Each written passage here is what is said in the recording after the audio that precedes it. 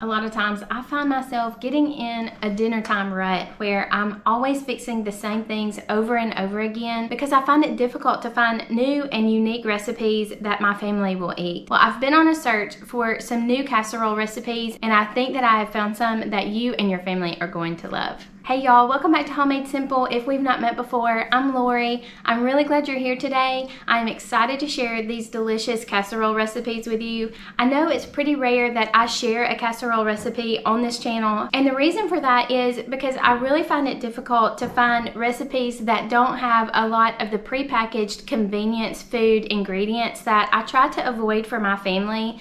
Things like cream of chicken soup and canned enchilada sauce that always have a lot of extra ingredients that I try to avoid for my family's dinners. So I just end up scrapping the casserole idea and preparing a traditional meal. But these casseroles are all made from scratch, easy to prepare. They include good, nourishing whole ingredients, but they are super easy on the budget as well.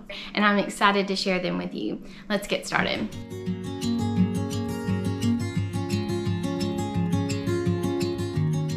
Our first recipe today is going to be a buffalo chicken cauliflower rice casserole. This sounds a lot more complicated than it is. Super easy to put together. It's almost like a dump and go, and it turned out to be so good. It's really versatile, and you can adjust the flavors to be more in line with what your family likes. So I will tell you what I did, and then you can adjust it however way you see fit. To begin with, let's talk about this chicken, because at the beginning of the week, actually it was on Sunday, even though I said I was never going to go to Costco on Sunday again, Chris and I are sharing one vehicle, so Sunday Costco trip it was. And I got 2 rotisserie chickens. That has ended up being such a game changer this week. Making these casseroles was so easy because the chicken was already taken care of. I didn't have to do any prep work with that. After I got home, I just took it off of the bone, put the bones and the skin in the Instant Pot with some water, went ahead and made my bone broth, and all of that work was done and behind me. So that's one thing that I'm going to recommend that you do. Either go ahead and cook all of the chicken up front at the beginning of the week, and that will make it a lot simpler whenever you're putting your casseroles together. Otherwise, you have to sort of add this extra step of cooking the chicken, and this rotisserie chicken just really took a lot of work out of the whole scenario. So for this recipe, I just added 2 pounds of cauliflowered rice. You can also use chopped cauliflower. Either one is fine. I added 1 block of softened cream cheese, 1 can of corn that I had drained, 1/2 cup of sour cream, and 1/2 cup of hot sauce. Now, the hot sauce was pretty hot. I have previously used different brands of hot sauce that were not quite so potent. This one was really hot, so if you do not like a spicy flavor, I would definitely cut that in half. And then I added 2 cups of chopped chicken.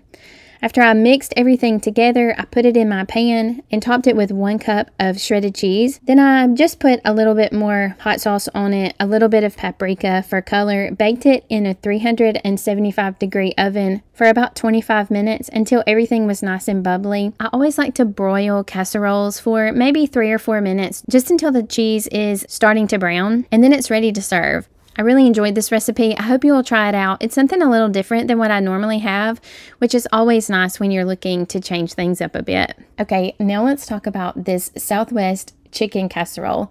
I'm really excited to share this recipe with you because it has a lot of nuanced changes that I made that were really simple, but I think made a really big impact on the final flavor, and also, more importantly to me, the nutritional content of the finished product. For this recipe, I'm going to make some cornbread for the topping of the casserole, and I was able to make this cornmeal just by grinding popcorn, and I was really excited to see how that worked. It's a little bit tougher to hand mill corn than it is wheat, but I got it done and I was really excited about that part. Also, for this recipe, it called for cream of chicken soup.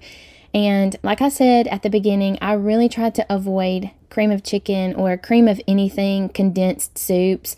I just don't like a lot of the extra preservatives and ingredients that are in those cans. So I've tried to learn how to recreate those ingredient items in my own kitchen instead of having to source them from the grocery store. It's really easy to make your own cream of chicken soup. I'll make sure and leave the recipe down below in the description box, but it's really simple. All I did was put 2 tablespoons of butter in a pan and heat that up. After it heats, I added in about 2 tablespoons of flour and cooked that until the flour flavor goes away, probably about a minute or so.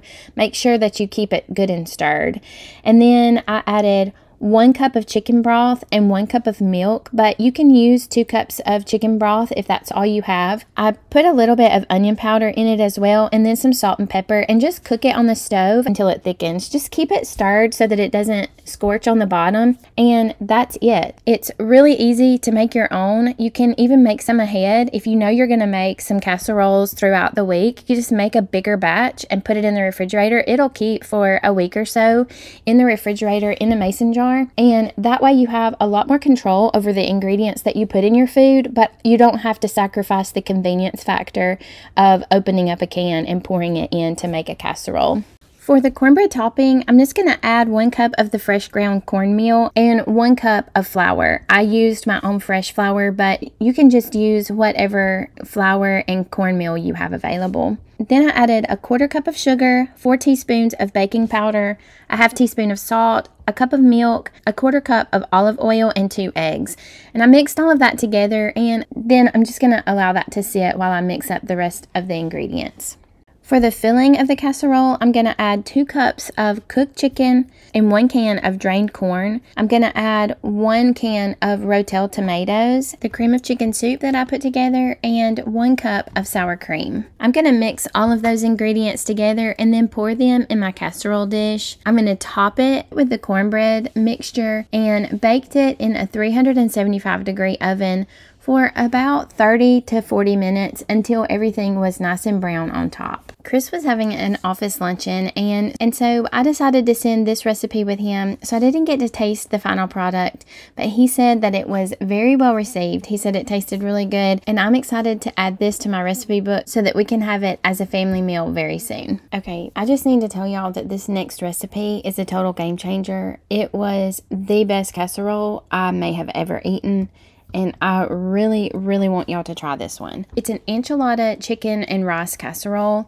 It is super easy to make, and you can totally just use a can of enchilada sauce. But I have found the perfect enchilada sauce recipe that's easy to put together on the stovetop. It doesn't take a lot of extra time, but it really adds a good homemade deep flavor to any enchilada dish that you're going to make.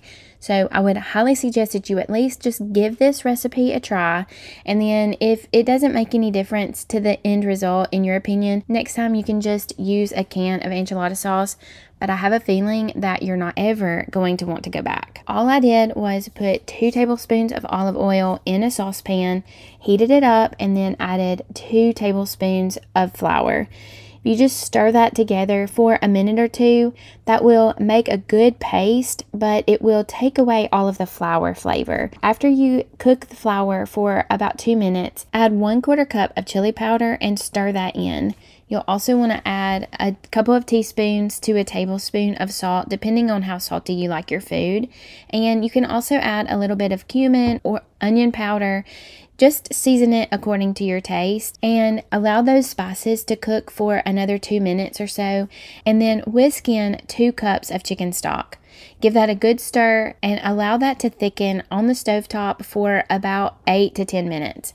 While you're allowing that to thicken, you can put together your casserole ingredients, and then everything will be ready to go into the oven.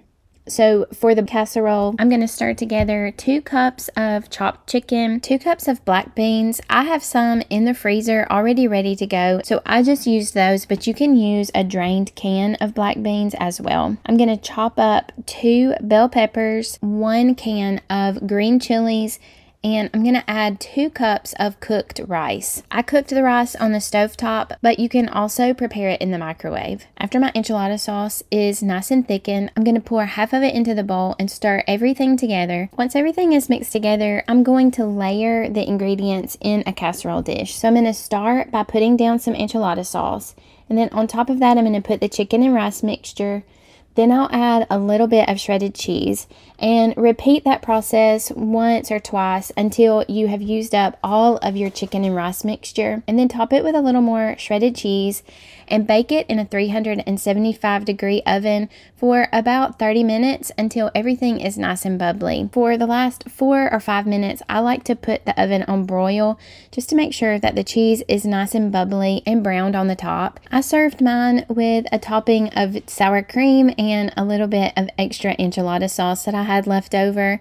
I really think that you need to try this recipe. It is so good, so filling. Not only is it super easy to put together, but it really tastes delicious and healthy. I think your whole family is going to love it. I love how simple and easy a casserole makes dinner time, and also how you can just make them all ahead of time, put them in the refrigerator, and they are ready to go throughout the week. That makes weeknight mealtime so much easier and less chaotic, and I'm excited to add these casserole recipes to my recipe book so that I can have good, nourishing meals ready to go on those busy weeknights. Thanks for watching today. I hope you enjoyed this video. Please make sure and tell me down below your family's favorite casserole recipes, and if you have any tips and tricks to make regular casserole recipes a little more healthy and nutritious, I would love to hear all of your thoughts about that as well. Thank you for being here today. I hope you have a wonderful week. I love you, and I will see you again next time.